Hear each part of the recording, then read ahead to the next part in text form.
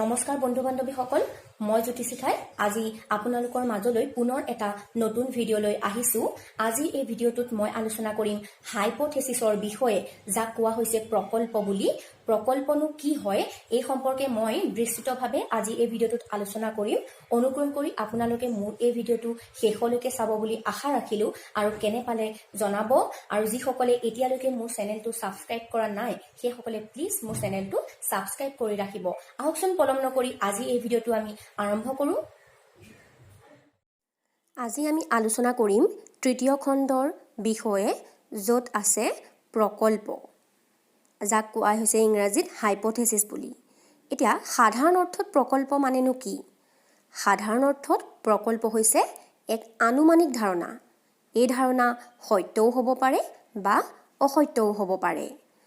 কোনো এটা কাৰ্য সম্বন্ধে আমাৰ মনত সৃষ্টি হোৱা আনুমানিক ধাৰণাকে প্ৰকল্প বুলি কোৱা হয়।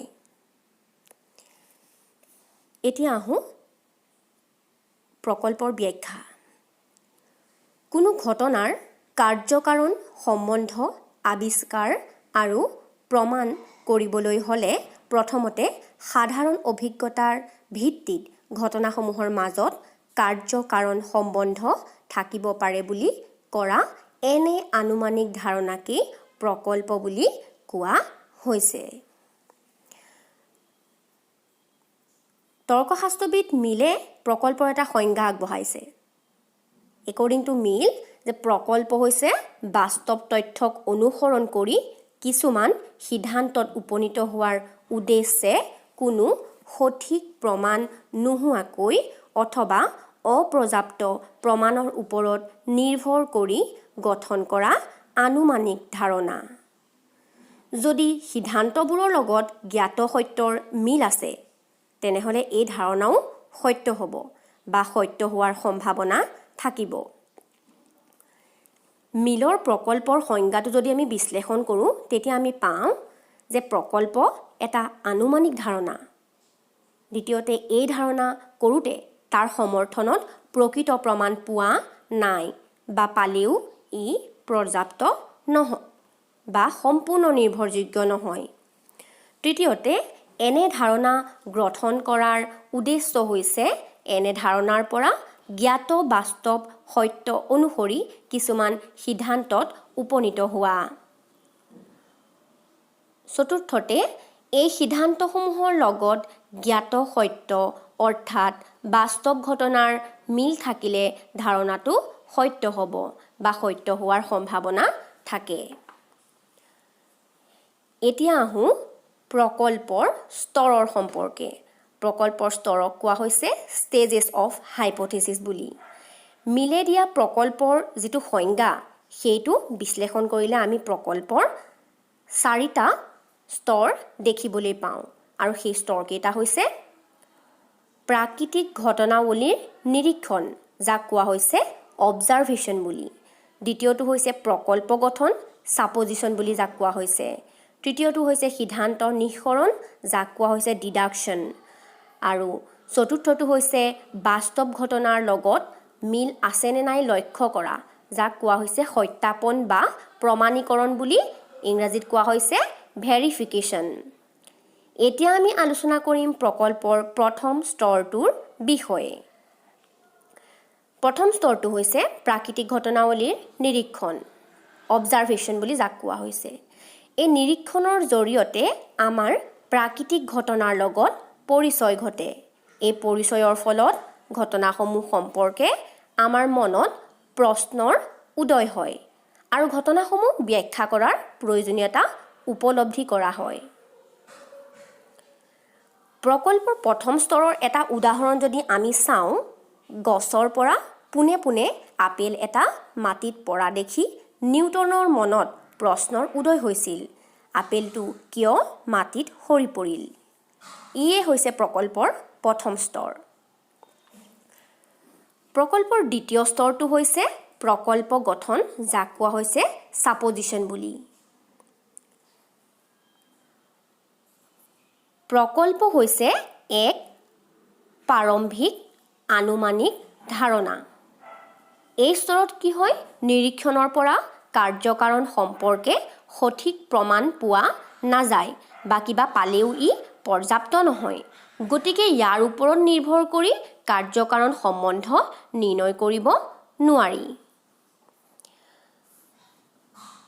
উদাহৰণ এটা যদি আমি চাওঁ, নিৰীক্ষণৰ ওপৰত নিৰ্ভৰ কৰি নিউটনে প্ৰকল্প গঠন কৰিলে যে মাটিত আপেল সৰি পৰাৰ কাৰণ হৈছে পৃথিৱীৰ আকৰ্ষণ শক্তি, যাৰ ফলত আপেলটো মাটিত সৰি পৰিছে।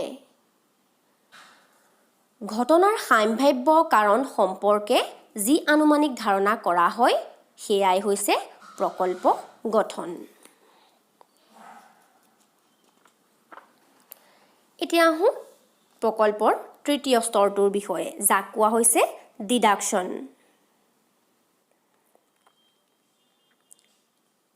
নিগমনাত্মক পদ্ধতিৰ প্ৰয়োগেৰে সিদ্ধান্ত নিঃসৰণ। এই স্তৰত আনুমানিক ধাৰণাৰ পৰা কিছুমান সিদ্ধান্ত অনুমান কৰি উলিওৱা হয়। উদাহৰণস্বৰূপে পৃথিৱীৰ আকৰ্ষণ শক্তি সম্পৰ্কীয় ধাৰণাৰ ওপৰত নিৰ্ভৰ কৰি নিউটনে সিদ্ধান্ত নিঃসৰণ কৰে যে সকলো জড়বস্তু যেনে সূৰ্য, পৃথিৱী, চন্দ্ৰ আদিৰ ভিতৰতো আকৰ্ষণ আছে। প্ৰকল্পৰ চতুৰ্থ স্তৰটো হৈছে ভেৰিফিকেশ্যন। সিদ্ধান্তসমূহ বাস্তৱ জ্ঞাত ঘটনাৰ লগত মিল আছে নে নাই লক্ষ্য কৰা। এই চতুৰ্থ স্তৰটোক প্ৰমাণীকৰণ বুলিও কোৱা হয়। নিগমনাত্মক পদ্ধতিৰে নিঃসৰণ কৰা সিদ্ধান্তবোৰৰ প্ৰামাণ্য পৰীক্ষা কৰা হয়। এনে ধাৰণাৰ পৰা নিহিত সিদ্ধান্তসমূহৰ লগত বাস্তৱ ঘটনাৰ মিল থাকিলে ধাৰণাটো সত্য হ'ব বা সত্য হোৱাৰ সম্ভাৱনা থাকিব, আৰু যদিহে মিল নাথাকে তেনেহ'লে ই অসত্য হ'ব। অসত্য বুলি প্ৰমাণিত হ'লে এনে ধাৰণা বৰ্জন কৰা হয় আৰু তাৰ ঠাইত নতুন প্ৰকল্প গঠন কৰা হয়। উদাহৰণ এটা দিওঁ, তেতিয়া আপোনালোকে আৰু ভালদৰে বুজিব পাৰিব। নিউটনে পৃথিৱীৰ আকৰ্ষণ শক্তি সম্পৰ্কীয় ধাৰণাৰ ওপৰত প্ৰমাণ কৰি দেখুৱালে যে পৃথিৱীৰ আকৰ্ষণৰ ফলত চন্দ্ৰই পৃথিৱীক আৱৰ্তন কৰি আছে। সূৰ্যৰ আকৰ্ষণৰ ফলত পৃথিৱীয়ে সূৰ্যক আৱৰ্তন কৰি আছে আদি। গতিকে নিউটনৰ ধাৰণা সত্য বুলি প্ৰমাণিত হয়। নিউটনৰ এই প্ৰকল্পই পিছলৈ বৈজ্ঞানিক নিয়ম বা সাৰ্বিক নিয়মত পৰিণত হ'ল আৰু সেই নিয়মক মাধ্যাকৰ্ষণ নিয়ম নামে জনাজাত হ'ল। এই মাধ্যাকৰ্ষণ নিয়মক কোৱা হৈছে ল অফ গ্ৰেভিটেশ্যন।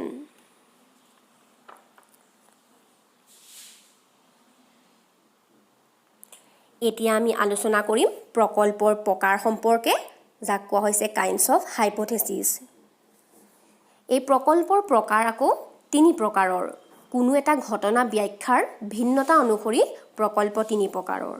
প্ৰথম প্ৰকল্পটো হৈছে কৰ্তা সম্পৰ্কীয় প্ৰকল্প, যাক কোৱা হৈছে হাইপথেচিছ কনচাৰ্নিং এজেণ্ট। দ্বিতীয় প্ৰকল্পটো হৈছে নিয়ম সম্পৰ্কীয় প্ৰকল্প, যাক কোৱা হৈছে হাইপথেচিছ কনচাৰ্নিং ল। আৰু তৃতীয় প্ৰকল্পটো হৈছে পাৰিপাৰ্শ্বিক সংস্থিতি সম্পৰ্কীয় প্ৰকল্প, যাক কোৱা হয় হাইপথেচিছ কনচাৰ্নিং কলোকেশ্যন। এতিয়া আহোঁ প্ৰথম প্ৰকল্পটোৰ বিষয়ে, কৰ্তা সম্পৰ্কীয় প্ৰকল্প। এনে প্ৰকল্পত কি হয়, কোনো এটা ঘটনা কিভাৱে ঘটিল বা কি নিয়মত ঘটিল জনা থাকে, কিন্তু কৰ্তাজনৰ বিষয়ে জনা নাথাকে। তেতিয়া ঘটনাটোৰ কৰ্তা সম্পৰ্কে আমাৰ মনত যি ধাৰণাৰ সৃষ্টি হয় তাক কৰ্তা সম্পৰ্কীয় প্ৰকল্প বুলি কোৱা হৈছে। কৰ্তা সম্পৰ্কীয় প্ৰকল্পৰ এটা উদাহৰণ যদি আমি চাওঁ, ধৰা হ'ল কোনো এঘৰত চুৰি কাৰ্য সংঘটিত হৈছে। চোৰে কি পৰিস্থিতিত কি নিয়মত চুৰি কৰিলে জনা গৈছে, কিন্তু চুৰি কাৰ্য কোনে কৰিলে জনা হোৱা নাই। তেতিয়া চুৰি কৰোঁতাজনৰ সম্পৰ্কে যি প্ৰকল্প গঠন কৰা হয় তাকেই কোৱা হৈছে কৰ্তা সম্পৰ্কীয় প্ৰকল্প। দ্বিতীয় প্ৰকল্পটো হৈছে নিয়ম সম্পৰ্কীয় প্ৰকল্প। এনে প্ৰকল্পত কি হয়, কোনো এটা ঘটনাৰ কৰ্তা বা কাৰণ সম্পৰ্কে ইয়াত জনা থাকে, কিন্তু কিভাৱে বা কি নিয়মত ঘটনাটো ঘটিল তাক কিন্তু জনা নাথাকে। অজ্ঞাত এই নিয়ম সম্পৰ্কে যি প্ৰকল্প গঠন কৰা হয় তাকেই কোৱা হৈছে নিয়ম সম্পৰ্কীয় প্ৰকল্প বুলি। নিয়ম সম্পৰ্কীয় প্ৰকল্পৰ যদি এটা উদাহৰণ দিওঁ আপোনালোকে আৰু ভালদৰে বুজিব পাৰিব। কোনো এঘৰত চুৰি কাৰ্য সংঘটিত হ'ল। আমি কোনে চুৰ কৰিছে জানো, কিন্তু কি পদ্ধতি বা নিয়ম অৱলম্বন কৰি চুৰি কৰিছে তাক কিন্তু আমি জানিব পৰা নাই। তেতিয়া এই অজ্ঞাত নিয়ম সম্পৰ্কে আমাৰ মনত যি ধাৰণাৰ সৃষ্টি হয় তাক কোৱা হৈছে নিয়ম সম্পৰ্কীয় প্ৰকল্প বুলি। প্ৰকল্পৰ তৃতীয় প্ৰকাৰটো হৈছে পাৰিপাৰ্শ্বিক সংস্থিতি সম্পৰ্কীয় প্ৰকল্প। এনে প্ৰকল্পত কি হয়, কোনো এটা ঘটনাৰ কৰ্তা আৰু নিয়ম সম্পৰ্কে ইয়াত জনা থাকে, কিন্তু কি পাৰিপাৰ্শ্বিক অৱস্থাৰ সমাৱেশত ঘটনাটো ঘটিল জনা নাথাকে। এই অজ্ঞাত পাৰিপাৰ্শ্বিক অৱস্থা সম্পৰ্কে যি প্ৰকল্প গঠন কৰা হয় তাক পাৰিপাৰ্শ্বিক সংস্থিতি সম্পৰ্কীয় প্ৰকল্প বুলি কোৱা হৈছে। এতিয়া এই পাৰিপাৰ্শ্বিক অৱস্থা বা পৰিৱেশ মানেনো কি? কোনো এটা ঘটনা ঘটিলে বিশেষ পাৰিপাৰ্শ্বিক অৱস্থা বা পৰিৱেশ থাকে। এই পাৰিপাৰ্শ্বিক অৱস্থাৰ উপস্থিতি বা অনুপস্থিতিয়ে ঘটনা এটা সংঘটিত হোৱাত সহায় কৰে। কৰ্তাজনে যি পৰিস্থিতিৰ সমাৱেশত ঘটনা এটা সংঘটিত কৰে তাক কোৱা হৈছে পাৰিপাৰ্শ্বিক অৱস্থা সমাৱেশ। পাৰিপাৰ্শ্বিক সংস্থিতি সম্পৰ্কীয় প্ৰকল্পৰ এটা উদাহৰণ আমি চাওঁ যে চাকৰটোৱে তলা ভঙা কাৰ্যটোৰ পাৰিপাৰ্শ্বিক সংস্থিতি হৈছে সেই সময়ত ঘৰৰ অন্য সদস্যসকল চাকৰটোক অকলে ঘৰত এৰি ঘৰৰ পৰা আঁতৰত আছিল। গতিকে এই উদাহৰণটোত ঘৰৰ মানুহৰ অনুপস্থিতিয়েই চুৰি কাৰ্য সংঘটিত হোৱাৰ পাৰিপাৰ্শ্বিক সংস্থিতি। প্ৰকল্প সম্পৰ্কে এটা গুৰুত্বপূৰ্ণ কথা হ'ল যে বৈজ্ঞানিক অৰ্থত যিকোনো ধাৰণাই প্ৰকল্প নহয়, কিন্তু প্ৰকল্প শব্দৰ লৌকিক আৰু বৈজ্ঞানিক অৰ্থৰ মিল এইটোৱেই যে কোনো ঘটনা ব্যাখ্যাৰ উদ্দেশ্যে গঠন কৰা প্ৰকল্প হ'ল এটা সাময়িক ধাৰণা। তৰ্কবিদ কফে আৰু ৱেলটনৰ মতেও প্ৰকল্প আকৌ দুই প্ৰকাৰৰ। তেওঁলোকে প্ৰকল্পৰ প্ৰকাৰ দুটা দিছে যে কাৰণ সম্পৰ্কীয় প্ৰকল্প আৰু নিয়ম সম্পৰ্কীয় প্ৰকল্প। আকৌ আধুনিক তৰ্কবিজ্ঞানী L.S. টেবিঙে বৈজ্ঞানিক অনুসন্ধান আৰু গৱেষণাৰ গুৰুত্ব অনুযায়ী প্ৰকল্পক তিনিটা ভাগত ভাগ কৰিছে, আৰু সেই ভাগকেইটা হৈছে ব্যাখ্যামূলক প্ৰকল্প, এক্সপ্লেনেটৰী হাইপথেচিছ, বৰ্ণনামূলক প্ৰকল্প যাক কোৱা হৈছে ডেছক্ৰিপটিভ হাইপথেচিছ। তৃতীয় প্ৰকল্পটো হৈছে সাদৃশ্যমূলক প্ৰকল্প যাক কোৱা হৈছে এনালজিকেল হাইপথেচিছ। প্ৰথমতে আমি আলোচনা কৰিম ব্যাখ্যামূলক প্ৰকল্পনো কি। ব্যাখ্যামূলক প্ৰকল্প হৈছে আটাইতকৈ সৰল প্ৰকল্প। কোনো এটা ঘটনা ঘটিলে আন ঘটনাৰ অন্তৰ্বেশনৰ দ্বাৰা ঘটনাটো ব্যাখ্যা কৰাৰ বাবে ব্যাখ্যামূলক প্ৰকল্প গঠন কৰা হয়। সাধাৰণতে কাৰণ সম্পৰ্কীয় প্ৰকল্পক ব্যাখ্যামূলক প্ৰকল্প বুলি কোৱা হয়। এই প্ৰকল্পৰ দ্বাৰা কোনো এটা ঘটনাৰ কাৰণ কি তাক অনুসন্ধান কৰা হয়। জগতৰ কোনো ঘটনাই কাৰণ অবিহনে ঘটিব নোৱাৰে। যদি ঘটনাৰ প্ৰকৃত কাৰণ নিৰ্ণয় কৰি তাক ব্যাখ্যা কৰিব পাৰি তেনেহ'লে আলোচ্য ঘটনাৰ প্ৰকৃত ব্যাখ্যা যথাৰ্থ হৈ পৰিব। এনে কাৰণ সম্পৰ্কীয় প্ৰকল্পক ব্যাখ্যামূলক প্ৰকল্প বোলে। নিউটনৰ মাধ্যাকৰ্ষণ শক্তি আৱিষ্কাৰৰ মূল ভিত্তি হ'ল এনে এক প্ৰকল্প। এনে প্ৰকল্পত ঘটনাটো কিয় কিদৰে ঘটে তাক নিৰ্ণয় কৰিবলৈ বিচৰা হয়। দ্বিতীয় প্ৰকল্পটো হৈছে বৰ্ণনামূলক প্ৰকল্প, ডেছক্ৰিপটিভ হাইপথেচিছ। বৰ্ণনামূলক প্ৰকল্পৰ উদ্দেশ্য হৈছে ঘটনাৰ সাংকেতিক আভাস দিয়া। কিছুমান জটিল ঘটনা আমি সহজে ব্যাখ্যা কৰিব নোৱাৰোঁ। এই জটিল ঘটনাসমূহৰ বৰ্ণনা দিবলৈ কিছুমান সংকেত আমি ব্যৱহাৰ কৰোঁ, আৰু তাকে কোৱা হৈছে বৰ্ণনামূলক প্ৰকল্প। জগতৰ যিবোৰ ঘটনা প্ৰত্যক্ষভাৱে অনুসন্ধান কৰিব নোৱাৰি তেনে ঘটনাৰ ক্ষেত্ৰত বৰ্ণনামূলক প্ৰকল্পৰ সহায় লোৱা হয়। গ্ৰহ নক্ষত্ৰৰ ধাৰণাবোৰ পৰ্যবেক্ষণ কৰিব নোৱাৰি। এই গ্ৰহ নক্ষত্ৰৰ গতিবিধি বুজিবলৈ বৰ্ণনামূলক প্ৰকল্পই সহায় কৰে।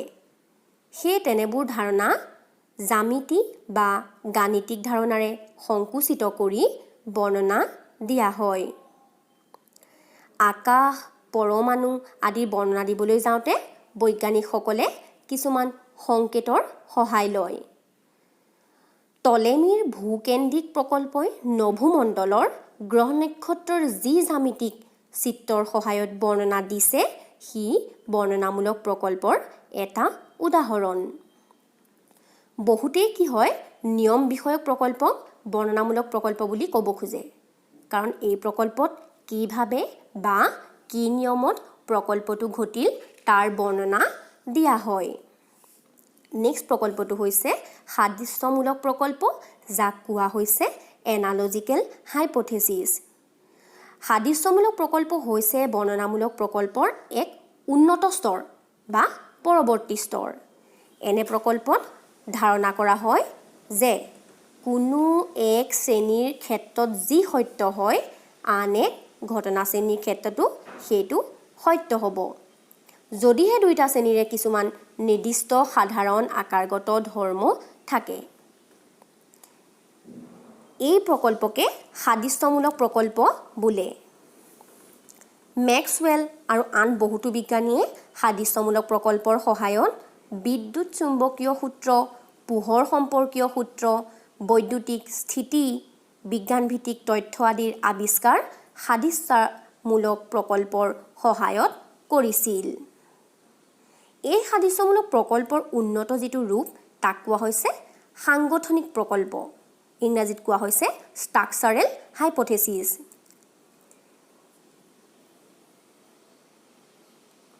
এতিয়া আহোঁ প্ৰকল্পৰ আন দুটা প্ৰকাৰ সম্পৰ্কে।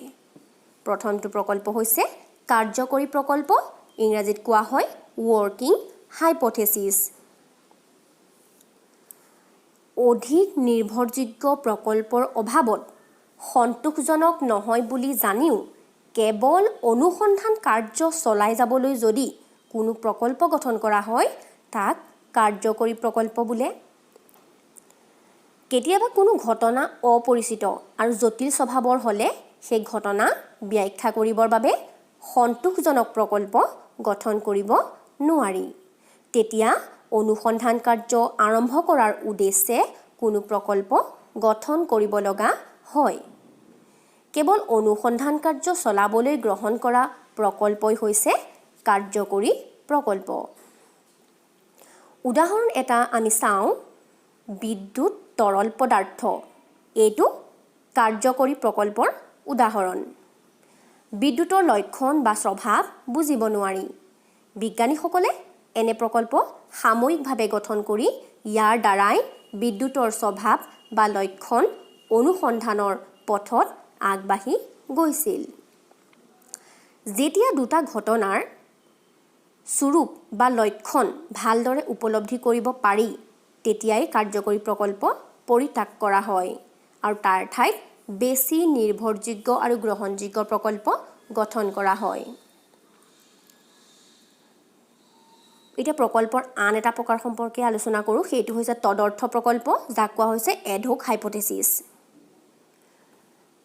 যেতিয়া কোনো এটা বিশেষ ঘটনা সেই মতবাদৰ জৰিয়তে ব্যাখ্যা কৰিব নোৱাৰি তেতিয়াই বিজ্ঞানীসকলে এটা বিশেষ প্ৰকল্প গঠন কৰি লয় আৰু সেই প্ৰকল্পকে কোৱা হৈছে তদৰ্থ প্ৰকল্প।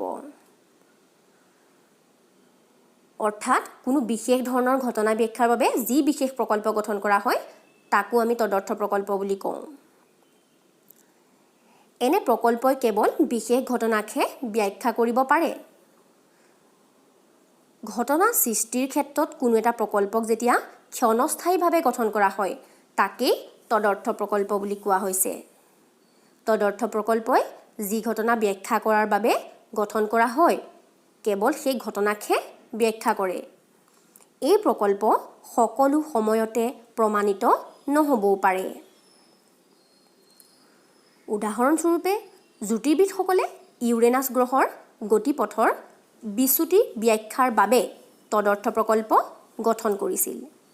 এই ক্ষেত্ৰত পূৰ্ব প্ৰতিষ্ঠিত মাধ্যাকৰ্ষণ সূত্ৰটো বৰ্জন কৰি জ্যোতিৰ্বিদসকলে এটা বিশেষ প্ৰকল্প গঠন কৰি ঘটনাটো ব্যাখ্যা কৰি দেখুৱালে যে অন্য কোনো গ্ৰহৰ আকৰ্ষণৰ ফলতহে ইউৰেনাছ গ্ৰহটোৰ নিজ কক্ষপথৰ পৰা বিচ্যুতি ঘটিছিল আৰু এই আকৰ্ষণ কৰি থকা গ্ৰহটোৱে হৈছে নেপচুন গ্ৰহ।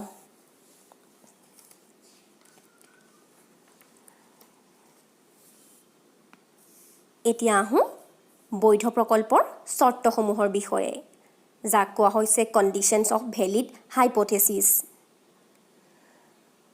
প্ৰকল্পৰ মুখ্য লক্ষ্য বা উদ্দেশ্য হৈছে কোনো ঘটনাক বিজ্ঞানসন্মতভাৱে ব্যাখ্যা কৰা।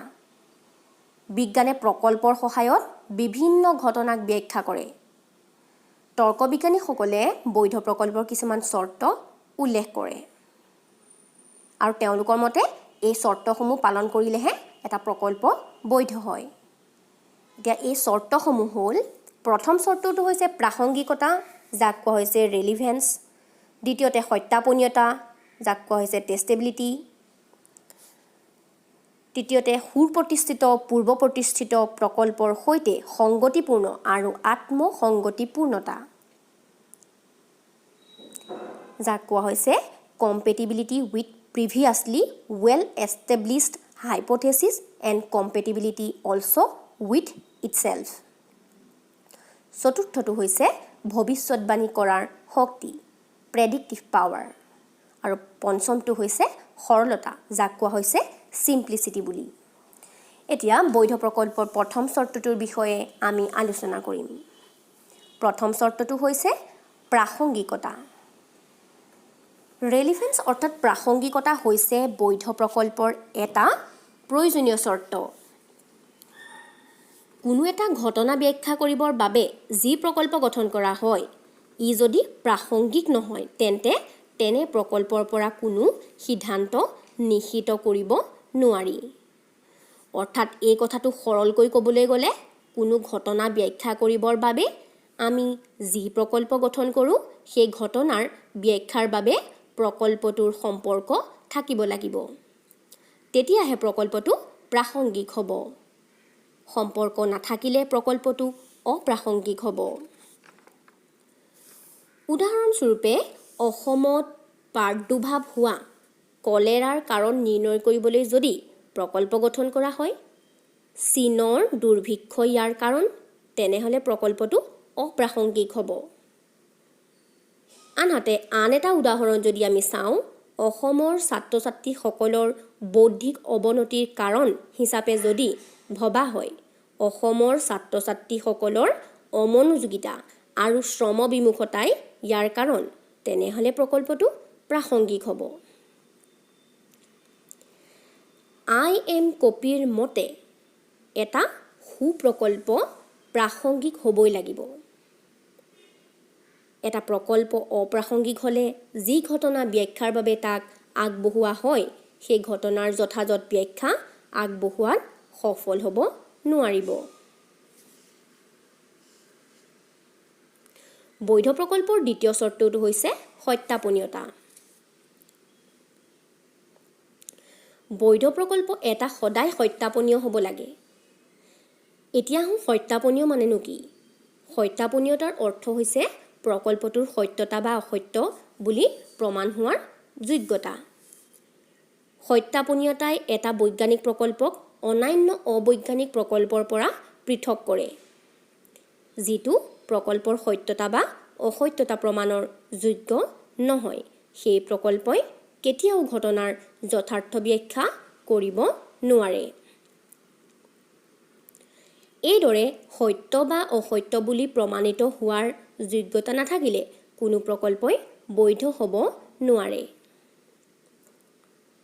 প্ৰকল্পটো সত্যাপনীয় হ'বলৈ হ'লে প্ৰকল্পটো তথ্যৰ ওপৰত প্ৰতিষ্ঠিত হোৱাৰ উপৰি প্ৰকল্পটোৱে যেতিয়া কোনো ঘটনাৰ ব্যাখ্যা হিচাপে এটা কাৰণ নিৰ্দেশ কৰে, তেতিয়া সেই কাৰণটো বাস্তৱ কাৰণ হ'ব লাগিব, ৰিয়েল কজ হ'ব লাগিব। ইয়াৰ বাস্তৱ শব্দটোৰ অৰ্থ হৈছে প্ৰকৃত কাৰণ বা অস্তিত্বশীল কাৰণ যাক আমি প্ৰত্যক্ষ কৰিব পাৰোঁ। এটা উদাহৰণ আমি চাওঁ, কোনো এটা শিশুক বিচাৰি নাপায় যদি ধাৰণা কৰা হয় যে শিশুটিক কোনোবা ভূতে লৈ গৈছে, তেনেহ'লে এই ধাৰণাটো অবৈধ প্ৰকল্প হ'ব। ইয়াত প্ৰকল্পটোৱে নিৰ্দেশ কৰা যিটো কাৰণ সেইটো বাস্তৱ কাৰণ নাই হোৱা, কাৰণ ভূতৰ ধাৰণাটো অলৌকিক, ইয়াৰ সত্যতা আমি প্ৰমাণ কৰিব নোৱাৰোঁ। অৱশ্যে সকলো ক্ষেত্ৰতেই ইন্দ্ৰিয়ৰ দ্বাৰা প্ৰত্যক্ষ কৰা বস্তুকেই কেৱল বাস্তৱ কাৰণ বুলি ক'ব নোৱাৰি। উদাহৰণ এটা ল'লে আমি আৰু ভালদৰে বুজিব পাৰিম। অণু, আকাশ, বিদ্যুৎ শক্তি আদি প্ৰত্যক্ষভাৱে অনুভৱ কৰিব নোৱাৰিলেও সেইবোৰক বাস্তৱ কাৰণ বুলি অভিহিত কৰিব পাৰি। এই উপাদানবোৰে যদিও প্ৰত্যক্ষভাৱে দেখা নাযায়, এই উপাদানবোৰে উৎপন্ন কৰা ফলাফলৰ জৰিয়তে পৰোক্ষভাৱে সেইবোৰৰ অস্তিত্ব জানিব পৰা যায়। বেইনে এইবোৰকে কৈছে প্ৰতিৰূপ কল্পনা, অৰ্থাৎ ৰিপ্ৰেজেণ্টেটিভ ফিকশ্যনছ।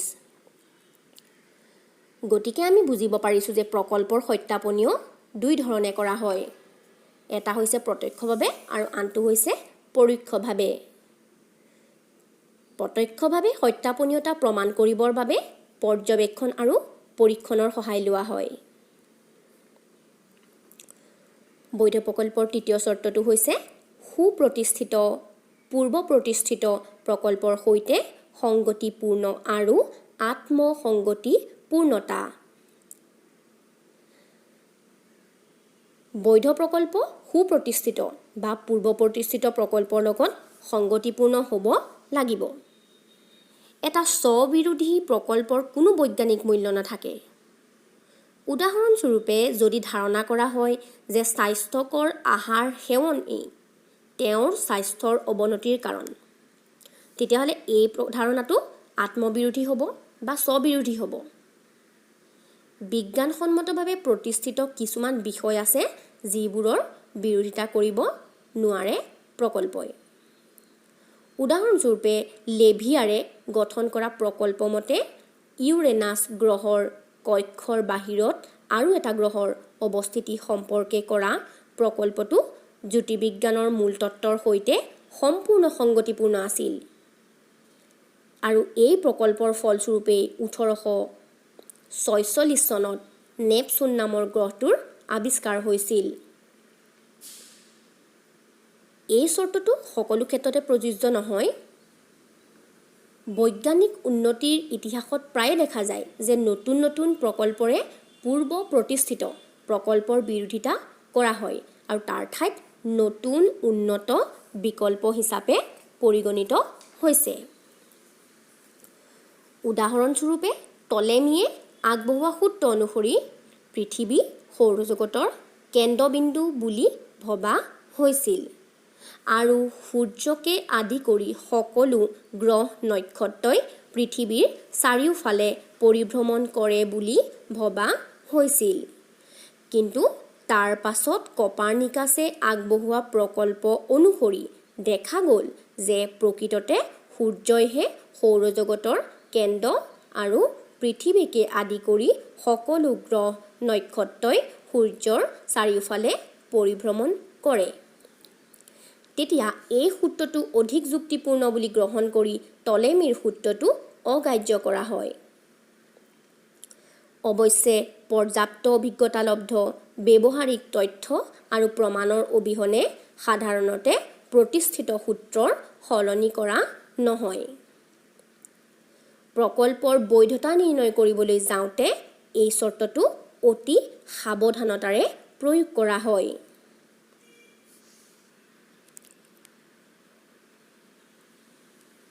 এতিয়া আহোঁ বৈধ প্ৰকল্পৰ চতুৰ্থ চৰ্তটো।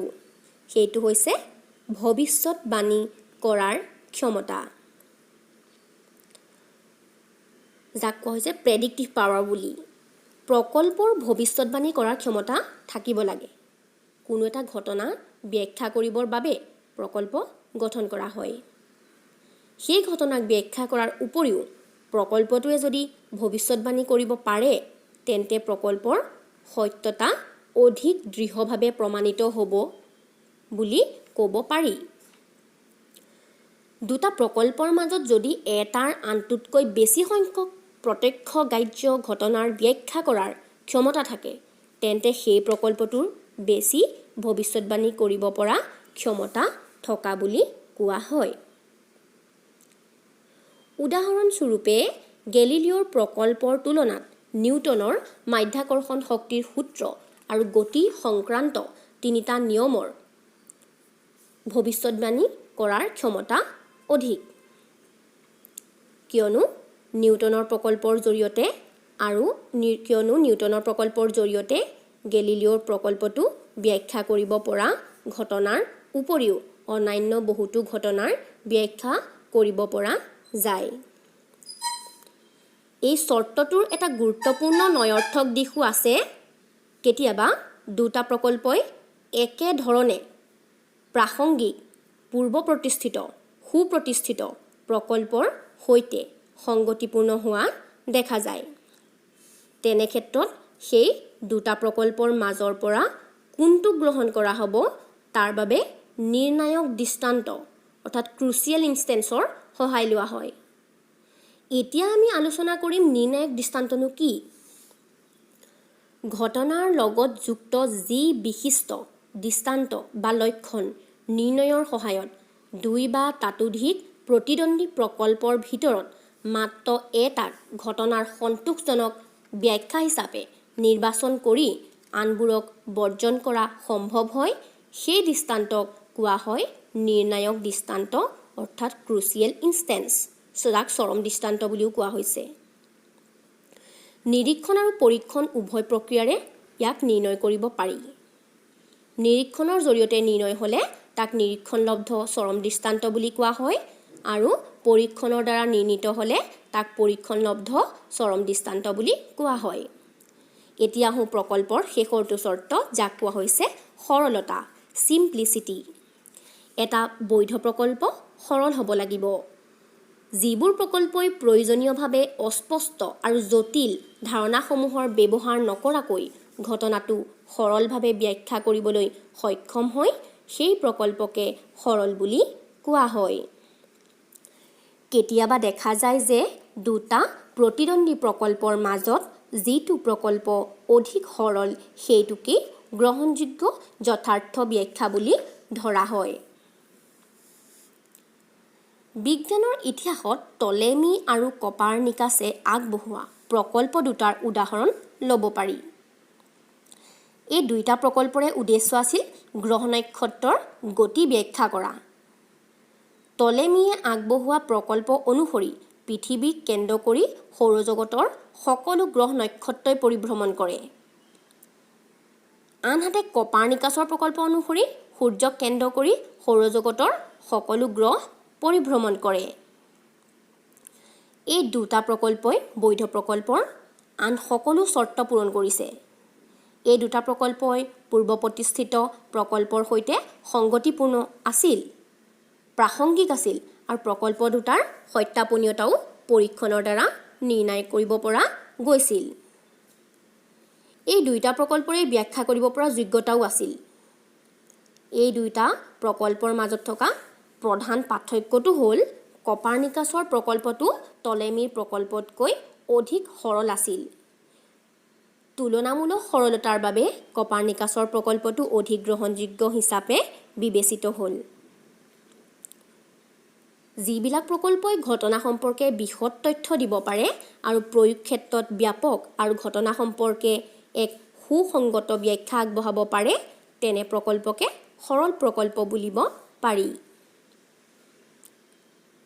সৰলতাৰ যদিও কোনো স্পষ্ট সংজ্ঞা নাই, তথাপি সৰলতাক বৈধ প্ৰকল্পৰ বিশেষ চৰ্ত হিচাপে ধৰা হয়। বন্ধু বান্ধৱীসকল, আপোনালোকে আজি যিসকলে মোৰ এই ভিডিঅ'টো শেষলৈকে চাই আছে সেইসকলে নিশ্চয় বুজিব পাৰিছে প্ৰকল্প কি, প্ৰকল্পৰ সংজ্ঞা আৰু প্ৰকল্পৰ বিভিন্ন স্তৰসমূহৰ বিষয়ে, প্ৰকল্পৰ প্ৰকৃতিৰ বিষয়ে, প্ৰকল্পৰ বিভিন্ন প্ৰকাৰ সম্পৰ্কে আৰু প্ৰকল্প এটা বৈধ কেতিয়া হ'ব আৰু বৈধ হ'বৰ বাবে কি কি চৰ্ত আমি মানিব লাগিব, এই সকলোখিনি আজি এই ভিডিঅ'টোত মই আলোচনা কৰিলোঁ। আপোনালোকে কেনে পালে ভিডিঅ'টো চাই শেষত কমেণ্ট কৰি জনাব। আৰু মোৰ ভিডিঅ'টো যিসকলে এতিয়াও ছাবস্ক্ৰাইব কৰা নাই সেইসকলে প্লিজ ছাবস্ক্ৰাইব কৰি ৰাখিব। ঠিক আছে, আজিলৈ ইমানেই।